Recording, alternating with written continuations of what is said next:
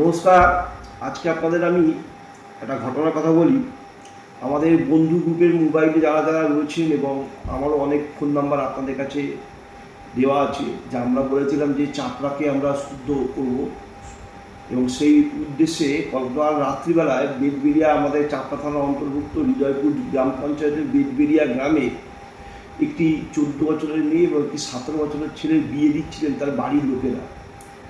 এবং এই খবরটা আমরা আমাদের বন্ধু মোবাইলের মাধ্যমে পাই। আপনাদের মতোই কোনো শুভাকাঙ্ক্ষী লোক যে আমাদেরকে এই খবরটা দেয়, আমরা তার পরিচয় গোপন রাখছি। এটা আমরা বলেইছি, আমরা সবসময় গোপনে রাখবো।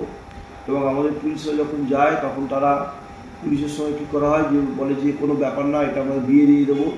তাদেরকে আমরা অনেক বোঝাই, কিন্তু বোঝাতে আমরা সক্ষম হই না, তারা তাদের জায়গাতেই করে থাকে। এবং তখন আমরা তাদেরকে কী করি, যে তাদেরকে আমরা সেই বাচ্চা মেয়েটা এবং বাচ্চা ছেলেটাকে আমরা নিয়ে আসি এবং আমরা হোমে পাঠাই, এবং তার বাড়ির লোকেদের বিরুদ্ধে আমরা আইনানুগ ব্যবস্থা নিয়েছি এবং আমরা আজকে তাদেরকে কোর্টে পাঠাচ্ছি। তবে এইরকম ভালো কাজ যারা করছেন, যারা আমাদেরকে সহযোগিতা করছেন, তাদেরকে আমরা সাধুবাদ জানাই। এই সঙ্গে এটাও বার্তা দিতে চাই যে চাইল্ড ম্যারেজ এটা কিন্তু আইনত দণ্ডনীয় অপরাধ।